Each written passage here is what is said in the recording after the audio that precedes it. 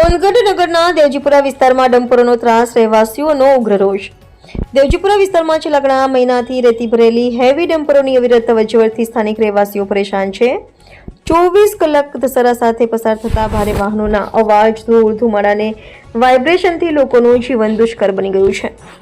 સ્થાનિકોના જણાવ્યા મુજબ sugar factory તરફના બાયપાસ માર્ગો વચ્ચેતા ડમ્પરો દેવજીપુરા વિસ્તારની સાંકડી ગલીઓમાંથી જ પસાર કરવામાં આવે છે, જેના કારણે ઘર આંગણાની બાજુમાંથી જતા આ વાહનો અકસ્માતોનું મુખ્ય કારણ બને છે।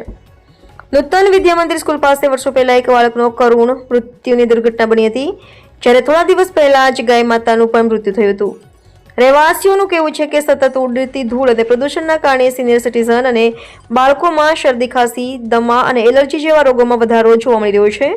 પરિસ્થિતિ ગંભીર બનતા લોકોમાં રોષ અને ભય બંને વધી રહ્યા છે।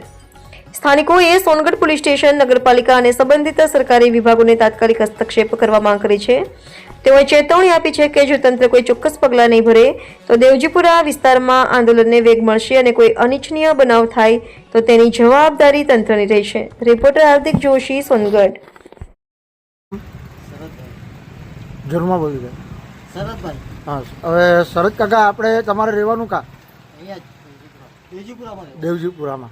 હવે તમને શું પ્રોબ્લેમ છે અહીંયાથી, જે આ તમે અહીંયા એરિયામાં રહો છો દેવજીપુરા વિસ્તારમાં, તેમાં તમને શું પ્રોબ્લેમ છે? એ અહીંયાથી બધી હેવી ગાડીઓ બહુ જાય છે, હાજી, એસ ભરેલી રેતીની, હા જે રસ્તા પર પડે છે તે બી બહુ ઉડે છે, હા એસને ઉડે. હા અને બહુ ટ્રાફિક રહે છે આખું, હા. બહુ ઉડે છે.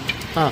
હવે અહીંયા કોઈક વાર એક્સિડન્ટોના બનાવ બન્યા ખરા? આ બન્યું છે ત્યાં આપણા નૂતન વિદ્યા મંદિર પાસે. હા, એક બાળક મરી ગયો હતો। હા, હવે તમે સોનગઢ નગરપાલિકા તથા સરકારી અધિકારીઓને શું સૂચના આપવા માંગો છો, શું નિવેદન કરવા માંગો છો? એ પેલી જે બાયપાસ રોડ કાઢેલો છે હા તે બહારથી જવી જોઈએ ગાડીઓ. હા। હવે બીજું કે આ ડમ્પરના કારણે ધૂળોનો ને એનો ઉડો થાય છે ખરો? આ બહુ ઉડે છે, બહુ ત્રાસ. એના કારણે કોઈક બીમાર પડે છે ખરા? બીમાર આ સિનિયર સિટીઝન લોકોને તકલીફ છે. તકલીફ પડે છે। ઓકે।